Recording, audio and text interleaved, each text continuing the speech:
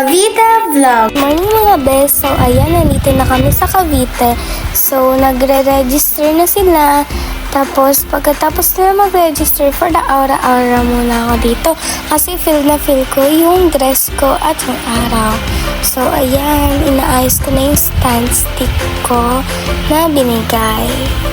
Ayan, for the lakad na kami papunta sa cottage namin. So ayan, si daddy nasa gilid ko. So, ayan mga best, tingnan niyo yung view. Ang ganda, oh.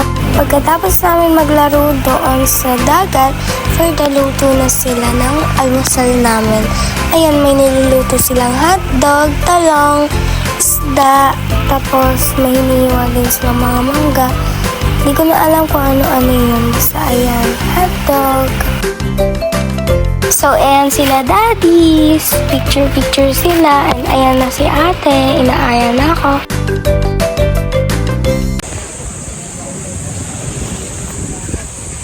Let's go, guys. Dinala ko din ito for kasi first time din, pero gumagalaw. So, feeling ko gusto ko mag-TikTok ito. Yan, we're here at the sea. Malapit lang siya, guys. Yun lang, oh. Diba? Ang galing. Pero sana walang kumagat sa akin doon.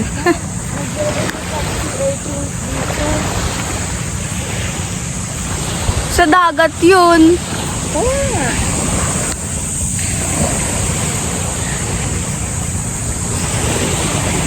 Lo, nagsunblock pa siya. Oh, hi. Hi. Hold mo nga na, humulog bra ko. Wait na.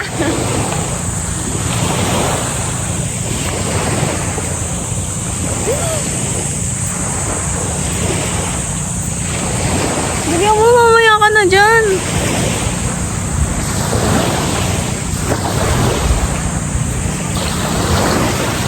Yeah, you can.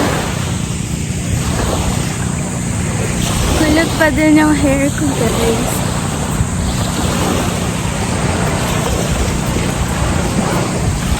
Ganda dito.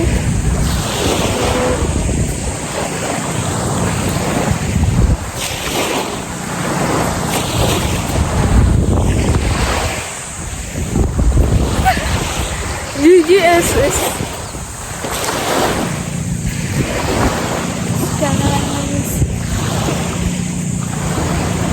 Dito na tayo. Malapit na. Yan. Feeling ko private.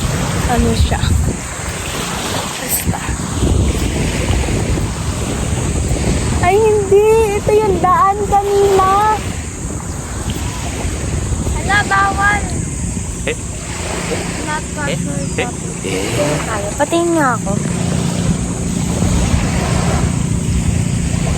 Dito na lang tayo ka.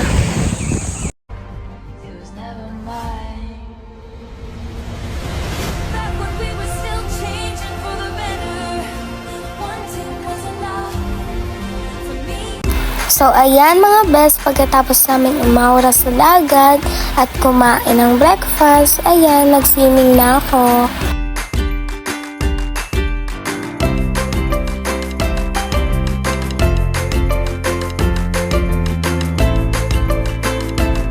So, ayan mga best, papunta na kami dun sa mga bato-bato para mag-pictures.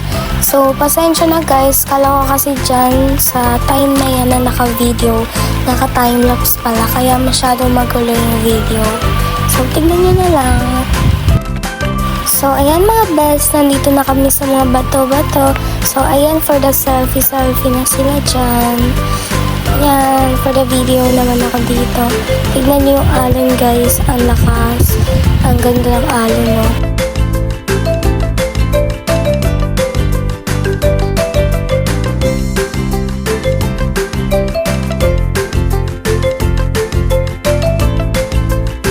So, ayan mga best, tingnan niyo yung araw. Ang ganda kasi di umulan. Tas yung alon, lakas. Ayan, for the pictures na kami. So, dito na nagtatapos. Salamat sa panonood! Like, share, subscribe guys!